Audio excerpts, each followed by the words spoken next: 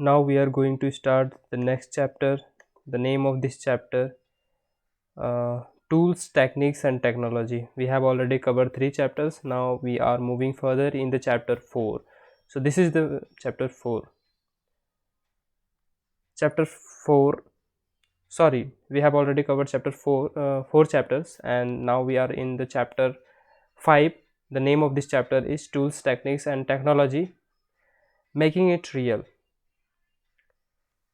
So if you want to get into detail on those chapters, on those 4 chapters, you can go there in my playlist, and you will have a 3 chapters video available. 4 chapters video are available in my YouTube channel, so you can watch from there to know more.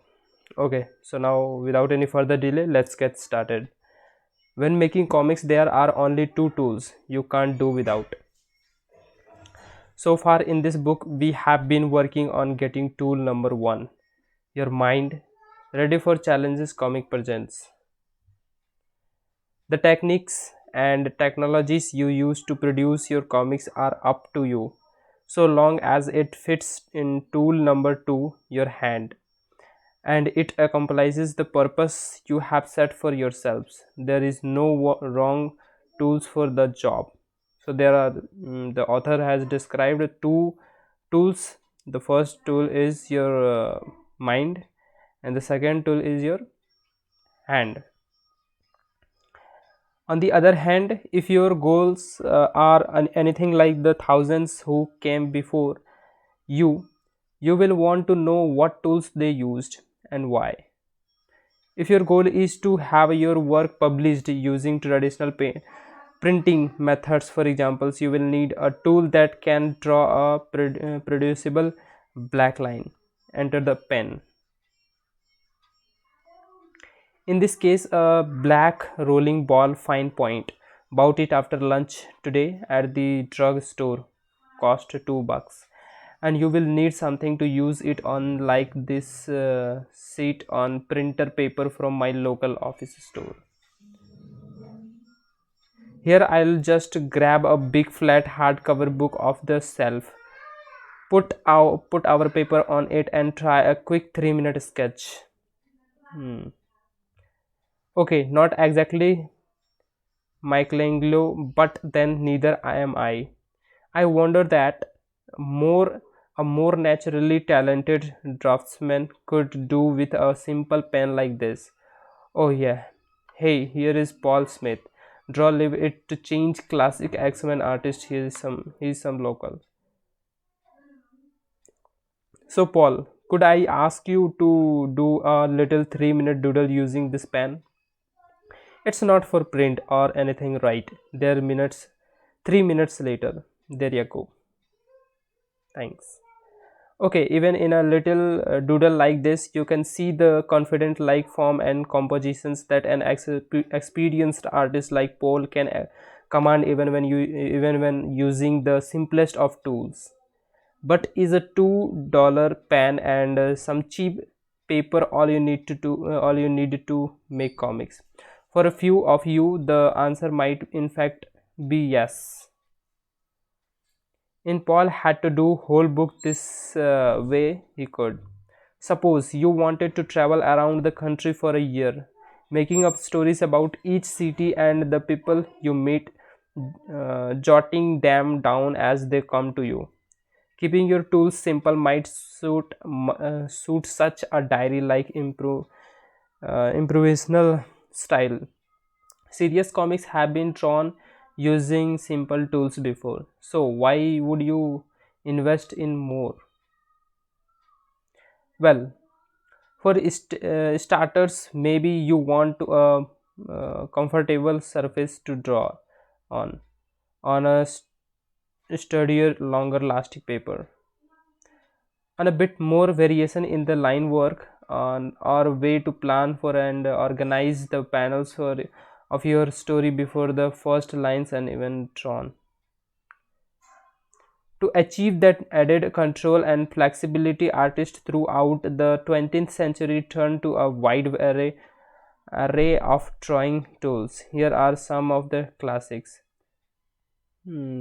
It's interesting and very cool.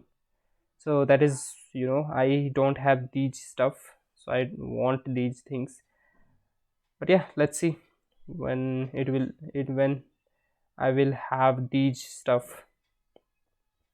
You will notice that the drafting table is a bit high. That makes it accessible whether you are seated in the slightly high drafting chair or standing. The style prevents back strain and allows you to look straight down at the page to avoid distortion. Though, if you need a level surface, it can be adjusted. The adjustable lamps, incandescent and fluorescent bulbs, keep colors looking balanced and keep you awake while avoiding that 2 in the morning feeling. To play Bristol board, a thick white durable art paper comes in a few textures. A T-square and triangles help rule parallel and perpendicular lines like panel borders and captions. Pen Fine pen lines tend to work well on the smooth plate finish. Pencil and brush are fine the rougher vellum and kid finishes. And a straight edged metal ruler will come in handy for measuring hand and drawing other straight lines and for guiding your cutting tools. There is no right size to cut your paper to, but there is a right shape, the shape of your printed page. Comics artists often draw their page on artboard between 125% and 166% of the printed size. Okay. When pictures are reduced for publications, even unsteady line work can seem precise and controlled. A fact I relied on for years in my own artwork.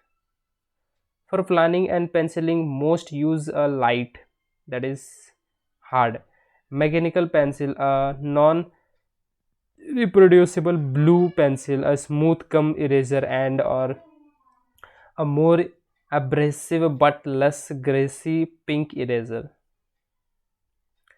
And of course, to create black lines for mechanical reproductions. A variety of tools have measured over the variety and become industry standards. Most artists fall in love with one or two drawing tools early on and stay hitched for life. If you are just starting out, you might want to try as many tools as possible in case your perfect match is out there somewhere. Blackline art is narrow specialized craft, but it has a lot of variables. Line width variations, precisions, character, and then there is cost, permanence, ease of use, how a tool takes to certain kinds of paper, etc. Most of the classic drawings tools have excelled at one or more of these qualities over time. Several brushes, for example, have always delivered smooth, consistent, variable with lines, and artists from several generations have sworn by them.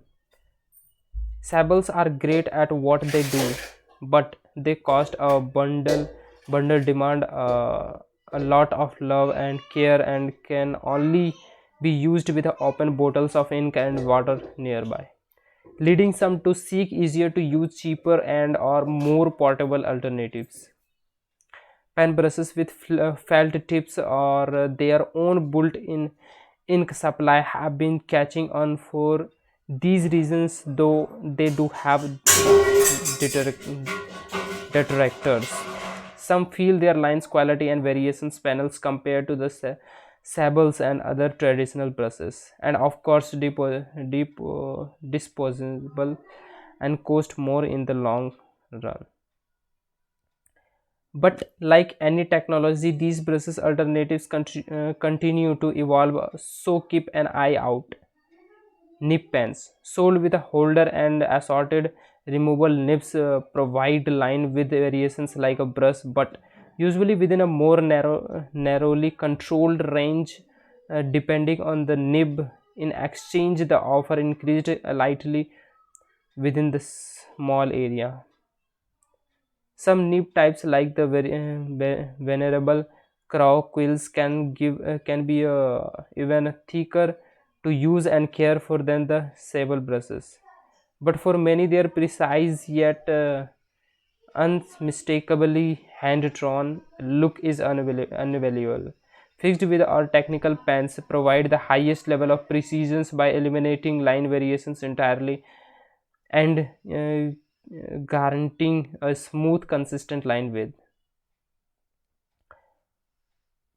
Descendant from fountain pens, the classic technical pens, some with an ink reservoir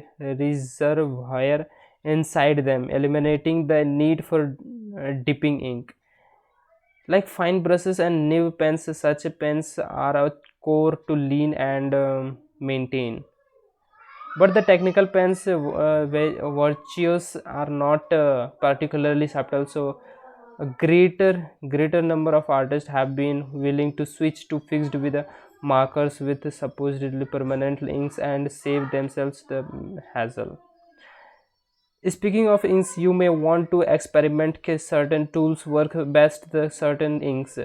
Thinner inks are less likely to clog your brush for pens, but denser inks can deliver a more satisfyingly dark line. Try mixing to find a balance you ink. For solid black lines, these are the three most common kinds of tools: brush board, nib board, technical. Apart from the occasional dry brush or tonal effects, most 20th century comics were built around solid black lines produced by tools like these. Even then, those lines were filled with the colors of mechanical reproductions, and it's that same sensibility that informs many artists' styles even today.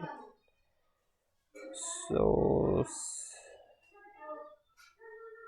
see you in the next video. Thank you. Bye.